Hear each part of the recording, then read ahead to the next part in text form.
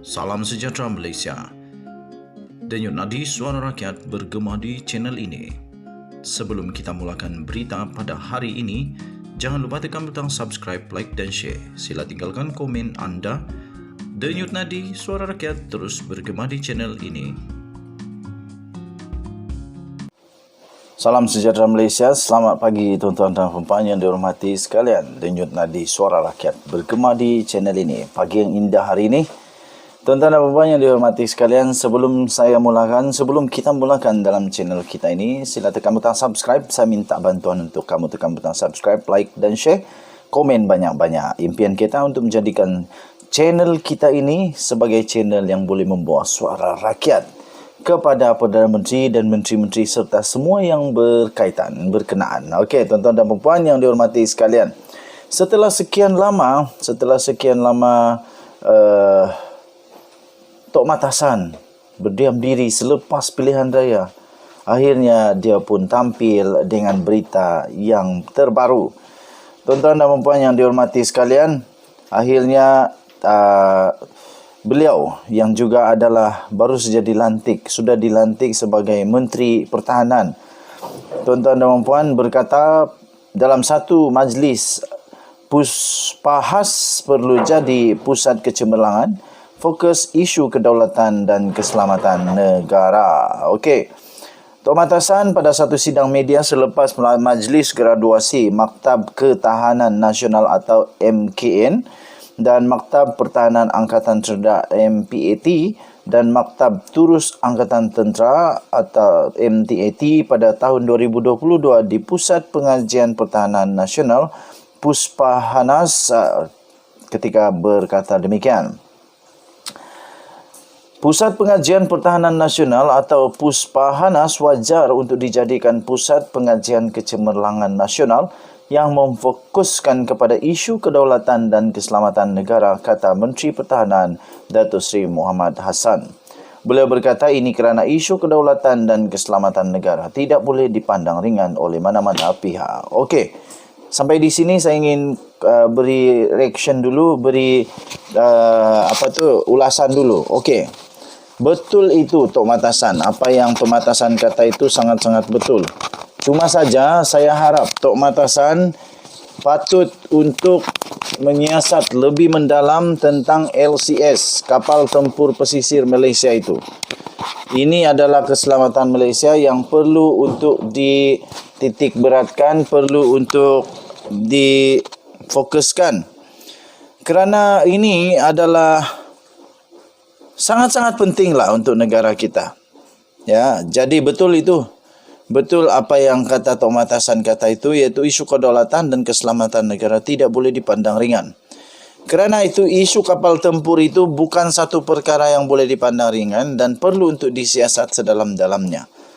Begitu juga dengan aset-aset tentera lain yang belum sampai-sampai, perlu disiasat sedalam-dalamnya oleh Tok Matasan.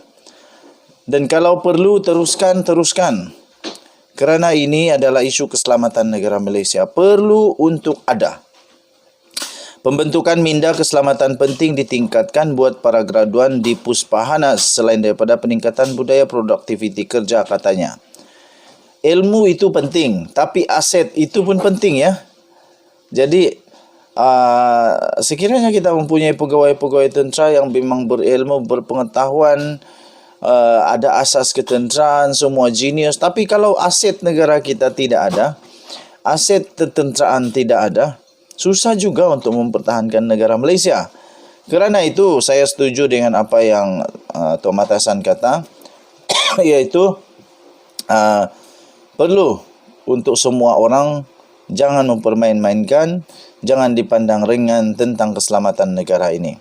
Katanya, maka saya mau lihat Puspahanas ini menjadi pilihan utama pusat pengajian keselamatan buat mereka di sektor awam dan sektor swasta serta kewarganegara luar, katanya. Beliau berkata demikian pada sidang media selepas majlis graduasi Maktab Ketahanan Nasional MKN dan beberapa lagi seperti yang sudah saya sebutkan sebentar tadi. Majlis itu merupakan julung kali diadakan serentak bagi ketiga-tiga kolej di bawah Puspahanas berkenaan. Muhammad berkata, isu kedaulatan dan keselamatan juga penting dalam menarik pelabur untuk datang ke negara ini bagi meningkatkan ekonomi negara. Amat betul. Baguslah kalau semua menteri sudah sedar tentang perkara ini. Patutlah ramai orang dah mau melabur di Malaysia kalau betul apa yang kata Tok Matasan ini. Dia kata isu kedaulatan dan keselamatan juga penting untuk menarik pelabur untuk datang ke negara ini untuk meningkatkan ekonomi negara. Baguslah kalau sudah sedar. Yang amat berhormat Perdana Menteri Malaysia Datuk Seri Anwar Ibrahim, tahniah sebab menteri-menteri kamu di bawah kementerian atau di bawah pimpinan yang amat berhormat sekarang sudah sedar bahawa keselamatan negara itu tidak boleh dimain-main. Harap-harap selepas ini tidak ada ketirisan. Tidak ada ketirisan sebab semua sudah sedar bahawa kalau keselamatan negara itu tidak betul-betul bagus, pelabur pun tidak minat, takut untuk melabur di Malaysia. Katanya pelabur luar sentiasa melihat dan mendengar tahap keselamatan negara kita dan tidak melabur sekiranya negara tiada kestabilan. Betul. Jadi selepas ini harap jangan ada ketirisan lagi dan kita berharap semua pegawai tentera, semua pegawai keselamatan di dalam pertahanan negara Malaysia, semuanya jenius-jenius, semuanya bijak-bijak, semuanya berketerampilan, semuanya ada credibility, berintegriti, amanah, jujur dan sebagainya. Dan yang paling penting, negara kita berada dalam keadaan yang selamat. Katanya dalam laporan itu lagi, mereka tidak akan sama sekali melabur sekiranya mendapati sesebuah negara itu mempunyai konflik keselamatan. Betul. Okey, so selepas ini kita harap kerajaan pimpinan yang amat berhormat Perdana Menteri Malaysia Datuk Seri Anwar Ibrahim dapat menyegerakan kapal tempur pesisir, apalagi helikopter kah, kapal selam kah, apa-apa sajalah yang belum selesaikan, dan saya fikir jangan dibatalkan kerana itu sangat penting. Teruskan, cuma perlu disiasat lebih mendalam supaya jangan berlaku lagi. Jangan berulang lagi kisah ketirisan yang tak masuk akal itu. Bukan sedikit, berbilion-bilion pula. Saya harap sebagai rakyat Malaysia dan suara bagi rakyat Malaysia, saya harap Menteri Pertahanan pada kali ini iaitu Tok Matasan bersikap jujur, amanah, tak seleweng, tak salah guna kuasa, tak makan duit dan semualah yang tak baik-baik itu tak dibuat.